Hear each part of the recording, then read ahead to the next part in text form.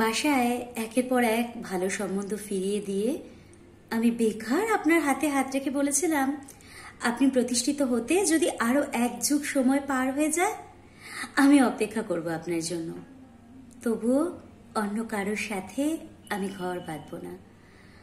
অথচ আপনি প্রতিষ্ঠিত হওয়ার পর সংকোচ ছাড়াই বলে দিলেন আমাকে আপনার বাসায় মেনে নেবে না। অতঃপর আমার স্থান হলো ব্লক লিস্টে। আপনাকে ভুলে থাকতে পারলাম না। যাকে সবটা দিয়ে ভালোবাসতাম তাকে কিভাবে ভুলে যাই বলুন? তাই তো ফেক আইডি দিয়ে আপনার খোঁজ রাখতাম।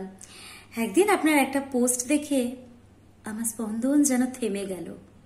আপনি ব্যঙ্গ করে লিখলেন, সম্পর্ক থাকাকালীন প্রাক্তনের প্রতিদিন বিয়ের মেসেজ আসতো, কিন্তু আজ 7 বছর হয়ে গেল এখনো প্রাক্তনের বিয়ে হলো না।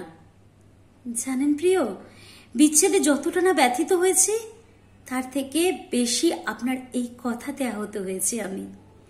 সবাইকে না না বলতে বলতে কাউকে আর হ্যাঁ বলা হয়েই ওঠেনি।